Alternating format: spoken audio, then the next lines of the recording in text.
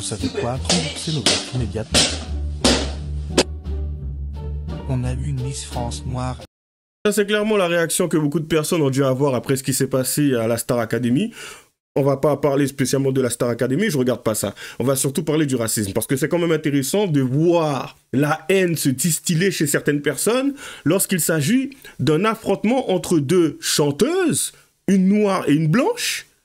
Certains ne pourront pas dire par la suite « Ouais, mais t'as fait quelque chose qui a instillé la haine chez... » Non, mais à un moment donné, arrête, c'est une émission. Si une émission te met en PLS et te donne envie de trucider des blancs, je ne sais pas ce qu'ils attendent au gouvernement pour pouvoir virer, déporter certaines personnes. Jusqu'à preuve du contraire, à un moment donné, ça commence à devenir compliqué. Petite vidéo aujourd'hui sur la Star Academy. Alors, je vous dis tout de suite, comme ça fera fuir certains. Je n'ai pas vu la Star Academy. Tu sais, la seule Star Academy que j'ai vue, je crois que c'était le premier, c'était à l'époque. Pour moi, ça ressemblait à quelque chose. Aujourd'hui, je pense que c'est parti en vrille. Et d'ailleurs, c'est pas quelque chose que je suis, ce n'est pas mon délire. Je préfère m'informer, me cultiver sur d'autres choses, tu vois. Du coup, mais quand même, on va s'arrêter sur un petit point, puisque ça, je pense qu'à chaque fois qu'on retrouve parmi des finalistes, que ça soit Miss France, ou que ça soit la Starac, ou que ça soit la Nouvelle Star, ou que ça peu importe, que sais-je, il y aura toujours le même problème, c'est lorsqu'on retrouve la race blanche face à la race noire.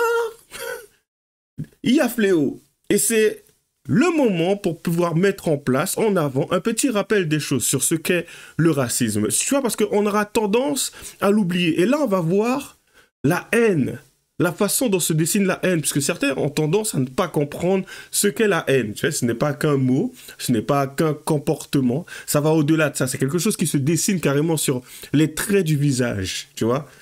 Et ça, on va le voir ensemble. À tout de suite.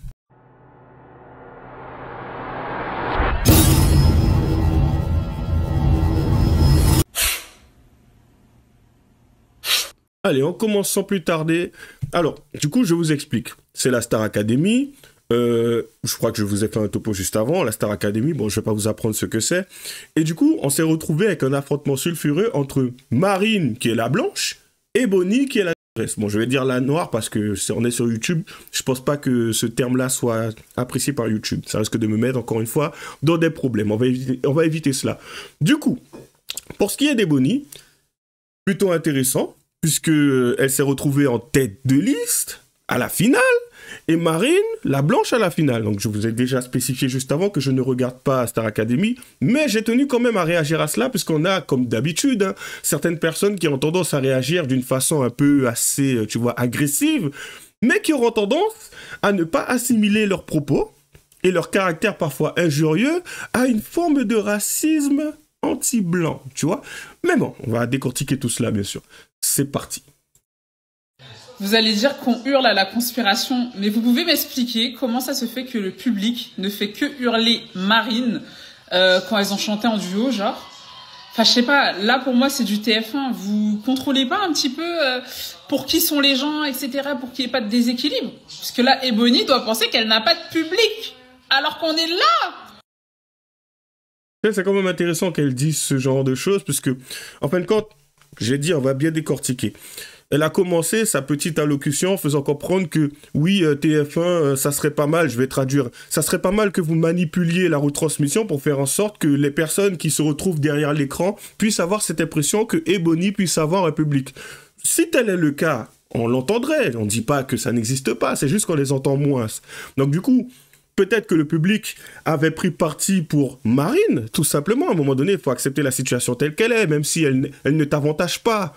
Tu as ton favori, on l'entend, on le comprend, mais à un moment donné, les gens, ils en ont strictement rien à cirer, pour ne pas dire certains termes, de ton favori ou ta favorite. On s'en fout.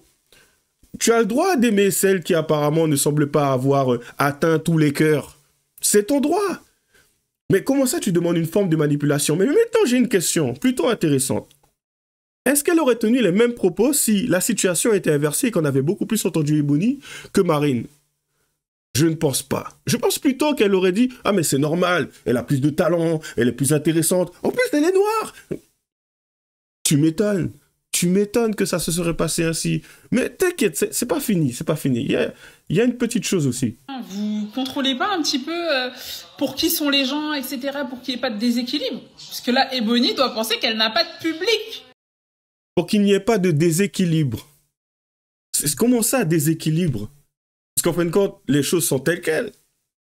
Pourquoi ça te dérange? T'aurais préféré qu'il y ait un équilibre. Et le pire dans tout ça, tu sais ce qui est drôle? C'est qu'elle ne dit pas que c'est ce qu'elle voudrait, elle. C'est qu'elle parle à la place d'une personne qui la connaît, ni d'Ève, ni d'Adam. Hey, Ebony doit penser qu'elle est toute seule. Ebony, elle t'a demandé quelque chose? Arrête. La réalité, c'est que tu voudrais que ça soit la femme noire qui gagne. Fin de l'histoire. Il n'y a pas de happy ending ou autre, c'est « Ouais, je suis noire, donc elle doit gagner. » L'autre, elle doit bouger, même si elle n'est pas méchante, mais elle bouge. Dis les termes. Mais non, on est dans une forme d'hypocrisie. On demande à TF1 de faire de la manipulation au profit de la sensibilité d'une femme qui a voulu s'engager pour pouvoir atteindre un certain objectif. Ça passe par une concurrence. Il n'y a pas de concurrence déloyale que je sache. Bon, après, c'est vrai que je n'ai pas regardé. Mais non, quand même, à un moment donné, il faut rester cohérent. Et il est où l'équilibre dedans? Mais bon, c'est pas grave, on poursuit. On poursuit. C'est un sujet plutôt captivant quand même. Marine s'impose face à Ebony avec 65% des voix. Donc du coup, c'est la blanche qui a gagné face à la femme noire. Tu sais, j'ai rien contre elle. Hein, tu sais, je les connais même pas. Elle, j'avais jamais vu sa tête avant aujourd'hui. Donc voilà, mais bon. C'est parti. Gagnante est celle qui va succéder à Pierre Garnier et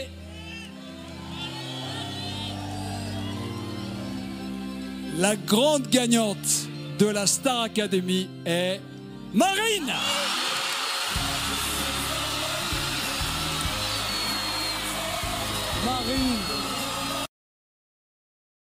Bon, si vous voyez pas, si c'est flouté, c'est littéralement parce que, bon ben, droit d'auteur. Bon, en tout cas, pour l'instant, c'est bien là. Mais on va descendre. Tu sais, on va descendre. Petite partie intéressante. Voilà. Marine, sale blanche 2. On va pas dire le terme. Marine mérite en aucun cas sa victoire. Elle a juste gagné parce qu'elle est blanche et qu'elle a chialé toute saison. Soyez sérieux 2 minutes. Marine a juste gagné parce qu'elle est blanche. Me faites pas jurer. Frère, j'ai trop la haine. J'ai trop la haine. Il n'y a pas plus clair à ce niveau-là. Et Marine a juste gagné parce qu'elle est blanche. Tu sais, les gens, ils disent les termes. Comment après, on ne peut pas parler de racisme anti-blanc? Comment on peut pas parler de ça? Mais après, bien sûr, comme je l'ai dit, le racisme, il ne s'agit pas du ressenti ou autre et tout. Je le dis constamment, c'est faire une hiérarchisation des races. Mais à un moment donné, elle a mis en avant le fait qu'elle soit blanche et qu'il y ait une forme de favoritisme. C'est ça le problème. Et justement, ce que ça a généré là, chez elle, là, chez la fameuse Shai, c'est de la haine. Comment faire plus clair que ça? Elle a dit les termes au moins. Elle a été honnête par rapport à celles qui te disent non, c'est une forme de discrimination, ce n'est pas du racisme. Arrêtez vos bêtises, s'il vous plaît, ça commence à me casser les pieds. Du coup, Marine, tu es blanche dans un programme TF1, la phrase prend tout son sens. Et après, ça veut dire quoi? Il va falloir expliquer cela. Marine, sale blanche. Comment faire plus raciste que ça? Plus raciste que ça, tu meurs. Franchement, faut se dire que Marine a gagné la Star parce qu'elle est blanche et qu'elle a affronté une noire. C'est qu'en fin de compte, les gens, t'as l'impression qu'ils ont regardé la Star Academy pour voir un affrontement de couleurs. Il n'est pas question de voix, Non, il n'est pas question de sonorité, il n'est pas question de timbre de voix ou de talent ou de travail. Non, oui, il n'est pas question de, tiens, je mettrais la méritocratie dedans. Oui, les deux ont fait ce qu'il fallait. Et, à un moment donné, elles se sont départagées, c'est le public qui a choisi. Voilà, de toute façon, vu au stade où elles en sont, elles vont forcément... Enfin, il y a de grandes chances pour qu'elles percent. Aujourd'hui, j'ai envie de te dire, les chances pour que les deux puissent avoir une vie de rêve, ce qu'elles recherchent sont quand même assez hauts par rapport à certaines personnes qui n'ont jamais été exposées. Donc, tu peux leur souhaiter que du bien, que le meilleur. Mais non, bien sûr.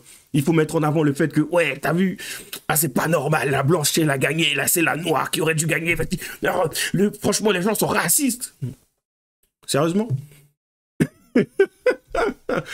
Marine qui gagne juste parce qu'elle est blanche, la honte. C'est la personne qui a défini cela. Hein. C'est que pour elle, va savoir comment elle en est arrivée à ce stade. Et je l'ai dit à chaque fois, ceux qui utilisent le racisme à tout va pour tout et pour rien. Tu sais, à partir du moment où leur ressenti, leur fort intérieur a été touché, Tu sais, t'as appuyé pile poil sur la petite corde qui tendait. Il fallait pas la couper celle-là. Et tu as coupé la mauvaise. Et à un moment donné, ben, ça t'a pété à la G-U-L-E. Et du coup, tu as un déversement de haine. Ces mêmes personnes qui te diront, c'est pas de là, c'est pas du racisme, ça, tu sais. Mais non, c'est... On parle du fait que, bon, on va pas se mentir, c'est parce qu'elle est blanche qu'elle a gagné. Et Miss France, alors, c'est quoi? Elle a 34 piges en plus. Arrêtez vos bêtises à un moment donné. On t'a donné un, arrête de râler. Et en plus, on te l'a donné. C'est même pas comme si elle avait gagné, on te l'a donné. Il y a un truc qui se passe en Martinique. Il y a, en plus de ça, un assouplissement des règles. Juste pour montrer que, tiens, vas-y, une femme de 34 ans a accédé au titre. Arrête. Bon, 33. Elle aura 34 cette année, on a changé d'année. Faut se dire que Marine a gagné la Starac parce qu'elle est blanche et qu'elle a affronté une... Ah. Allez, on poursuit. Ah ben non, c'est terminé. On va de l'autre côté. Du coup, ça tombe bien. Franchement, l'image, elle est superbe. Là, on voit, ça se dessine. Hein. C'est ce qu'on appelle un visage de haine. Tu sais, la dame, peut-être qu'elle est gentille au fond et tout. Mais là, elle a laissé sortir une facette de sa personnalité qui peut-être a été cachée pendant nombre et nombre d'années. Mais aujourd'hui, c'est exposé devant et face à BFM TV. C'est bien BFM? Je crois bien. On va laisser tourner la vidéo. C'est parti. Elle a une carrière importante et la candidat aux États-Unis. Voilà. Bravo. La dame, elle s'est envoyée monter, elle a pété un câble et tout le monde applaudit. Comme d'habitude, elle sait, c'est un peu comme... Et je vais revenir sur ça. Certains me diront, ouais, mais t'as pas marre avec la mère de Naël. Mais la mère de Naël a débité des bêtises sans nom. Et t'as énormément de personnes qui l'ont applaudi. Et en fait, ils associent ça au respect des personnes âgées. Tu vois, dans le sens où si la personne dit quelque chose, même si à un moment donné, elle serait en train de glorifier Hitler, c'est une personne âgée, il faut la laisser parler, ce n'est pas grave, c'est normal. Si elle a dit ça, c'est qu'il y avait un sens profond. Elle ne veut que... Ah là là, j'ai même du mal à m'exprimer, vous voyez. Elle nous veut que du bien. Mais à un moment donné, tu sais, même âgé, ou même très jeune, ou même à un certain âge, tu sais, adulte, entre 30 et 40 ans, tu peux débiter des bêtises. Et tu peux te faire corriger, que ce soit par un adulte, ou par une personne mineure, ou par quelqu'un d'assez âgé. Tu sais, l'âge ne fait pas le monopole de la sagesse. On part du principe que quand tu as un âge avancé, tu dois avoir quand même développé une sagesse. Mais vous savez, ce qui est quand même assez dramatique, c'est qu'on a même des personnes de 40 ans qui vivent encore chez leur mère et qui n'ont toujours pas appris à payer une facture. Donc vous vous attendez à ce que cette personne, 20 ans plus tard, à 60 ans, soit une personne sage et qui vous procure les conseils dont vous avez besoin pour pouvoir affronter la vie? La personne qui ne sait pas payer une facture, qui a passé 40 années de sa vie chez sa mère, dépendante de sa mère et qui n'a jamais rien foutu de sa vie, cette personne va vous procurer un bon conseil à un moment donné?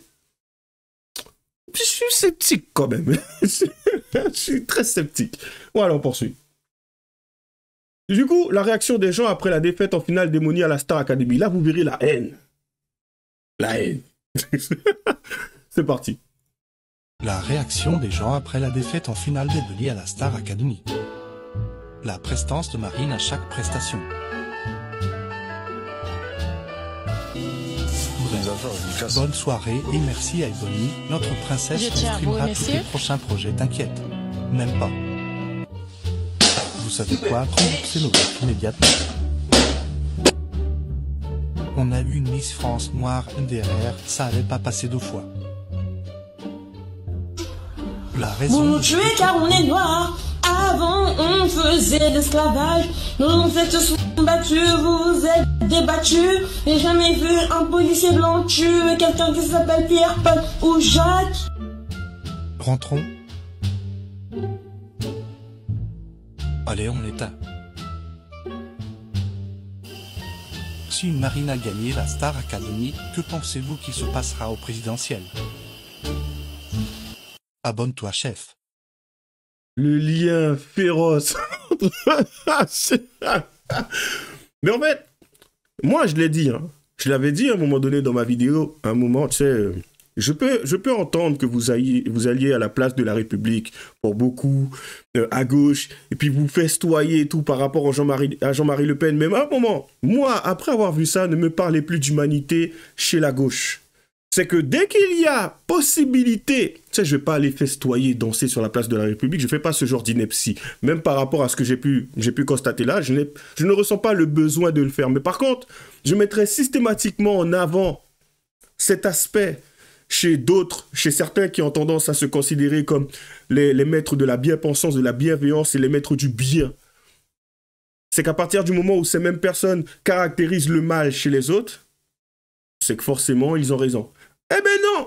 Et je suis là pour remettre de l'ordre. Et on va faire ça, on va continuer. On termine avec une dernière petite. Ceux qui parlent du racisme. Oui, c'est ce qu'on disait tout à l'heure, Christa. Par exemple, Alexis Chen, c'est un homme noir. Ouais.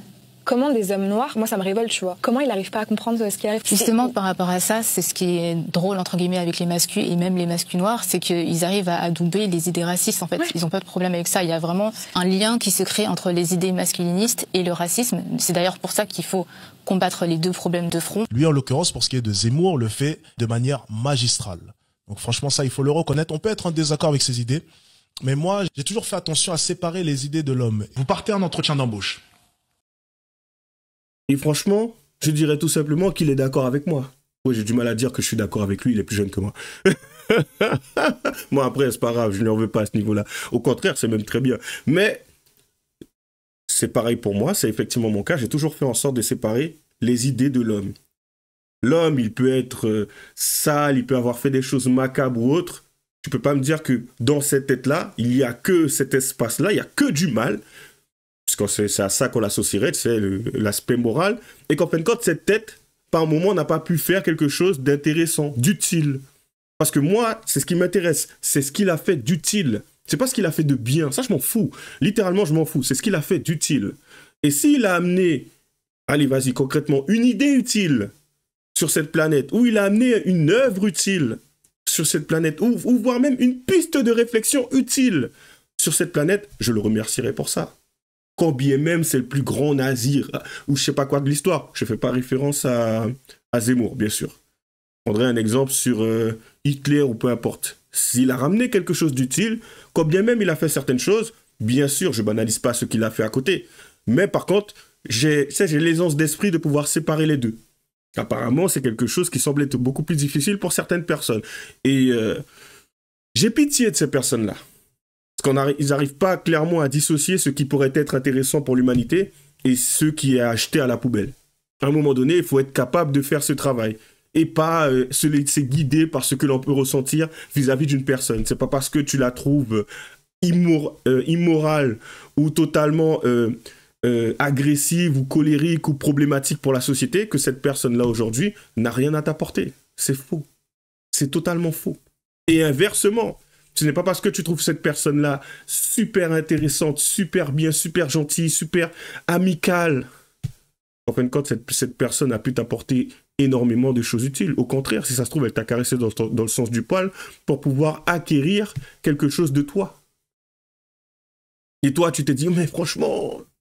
Mais la réalité, c'est qu'en fait, quand on creuse un peu, elle ne t'a rien apporté d'utile. Ça, c'est triste. C'est triste. Mais bon, on poursuit, on termine.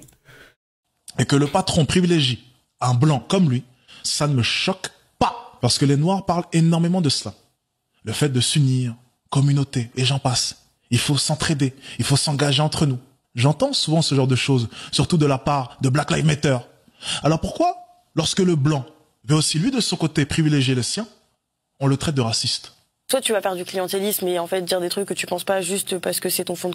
Black Lives Matter qui agit lorsqu'à un moment donné, t'as un blanc qui a tiré sur un noir, en général, hein, mais qui ne réagissait pas lorsqu'il y avait un noir qui avait tiré sur un autre noir. Sachant que, je crois, s'il me semble bien aux États-Unis, le plus de morts que l'on a pu concrètement répertorier, ce sont des noirs qui tuent d'autres noirs. Ce ne sont pas des policiers ou des blancs qui tuent d'autres noirs.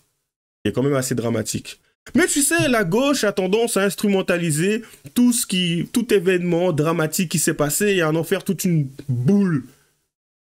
tout un amas pour faire en sorte que la société, les personnes qui s'identifient à ce genre de situation se sentent touchées par cela et puissent justement aller vers ce parti. Et c'est comme ça que tu en viens à voter pour Kamala Harris. Ouais, je vote pour elle parce qu'elle est noire. C'est pitoyable. On poursuit. Commerce, soit tu vas vraiment aller naviguer dans des eaux très très troubles jusqu'à oublier qui tu es de base et tous les facteurs de discrimination que tu as pu vivre tout au long de ta vie. Alors, patriarcat. C'est le patriarcat. Il y a aussi des concurrences entre les masculinités justement qui conduit quand tu es un homme noir à vouloir te faire bien voir de la masculinité blanche pour voir toi. Voilà, exactement. Alors qu'à l'inverse, les masculinités blanches, les masculinités subalternes, ils vont les mettre de côté, ils vont les considérer comme des rivaux. Et virilité veut pas dire forcément être costaud, musclé ou je sais pas quoi. C'est pas ça que je suis en train de dire. Je suis en train de dire que la confiance en soi apporte aussi, finalement, la virilité apporte le charisme. Et vu que justement on nous fait culpabiliser tous nous hommes blancs européens hétéros en France, en Europe de l'Ouest, justement qu'on a perdu la confiance en nous, et ben justement on n'incarne plus cette virilité auprès des femmes. Et c'est ce qui fait que justement elles se font, tu vois, elles se font défoncer la rondelle par Karim et Youssouf parce que eux, tu vois, déjà qui sont membrés comme tu vois comme des chevaux de trait. En plus de ça, et ben ils incarnent dans la société française aujourd'hui la virilité. Et pire encore, ils ont même pas de concurrence, les gars, parce que aujourd'hui tout te fait penser, toi, que de toute façon, tu ne pourras jamais prôner ta virilité puisque, justement, on fait tout pour que l'homme blanc, aujourd'hui, en Europe de l'Ouest, ferme sa grande... Ah, mon vieux. Homme blanc qui regarde toi, toi, homme blanc qui regarde cette vidéo, réveille-toi, s'il te plaît. Réveille-toi, t'es endormi et c'est pas normal. C'est travaille le statut social, ouais, je vais me la faire à Alexis Chance pour ceux qui m'ont comparé à lui. Travaille le statut social, travaille ta confiance en soi, travaille ton ambition, travaille tout cela. Ne te laisse pas bouffer par cette vision, cette idée féministe, cette idée victimaire. Sors de tout ce carcan et prends-toi en main. La France, comment j'ai dit la France là, a besoin de toi. Réveille-toi, sors de ta bulle. Tu n'es pas une femme, tu es un homme. Laisse la place de la femme à la femme. Et toi, deviens un homme. Et si tu ne comprends pas le sens profond de ce message, qu'est-ce que tu veux que j'y fasse à un moment donné? Bois de l'eau. Voilà, contente-toi de boire de l'eau, contente-toi de boire du vin, rester sur ta chaise, et puis écouter le bruit que ta chaise fait. Et encore, je crois que c'est pas une chaise qui fait ça. Mais bon, on va s'arrêter là. Parce que ça devient un gros n'importe quoi. Comme d'habitude, lâchez les j'aime pas, les commentaires. Devenez des hommes, s'il vous plaît, devenez des hommes. Les liens seront dans la description. Bonne chance à nous. À la prochaine.